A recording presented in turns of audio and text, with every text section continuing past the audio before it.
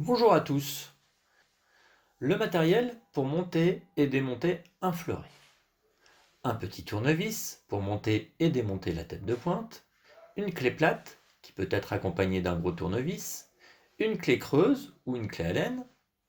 Un briquet et une pince à bec. Un fleuret est composé d'une lame collée, un coussinet, une garde, une prise intérieure de garde, un écrou, une rondelle crantée, une rondelle plate, la poignée et un souplisseau. Patrick positionne la lame dans l'étau. Il met le souplisseau jusqu'à la base de la soie. Il positionne la garde, la prise intérieure de garde.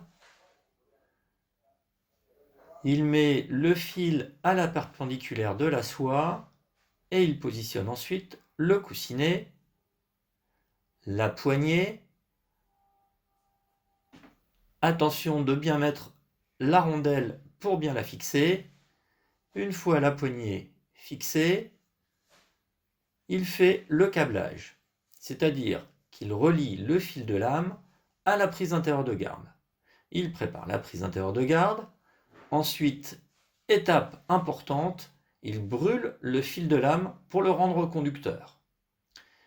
Il va gratter pour enlever la suie.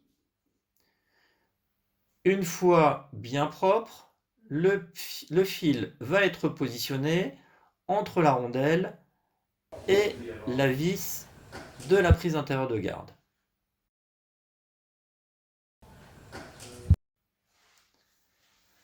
Il va ensuite utiliser la clé plate et le gros tournevis pour resserrer la vis et l'écrou.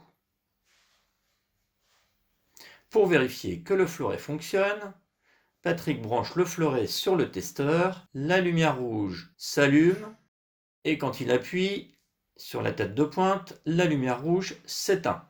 Ça fonctionne.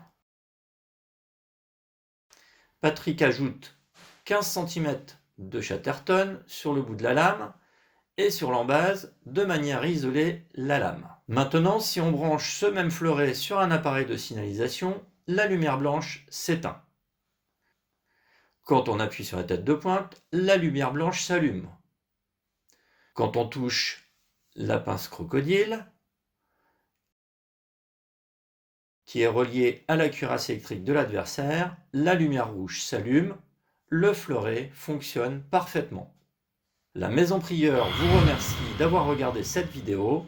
Je vous donne rendez-vous pour un prochain tuto. Au revoir.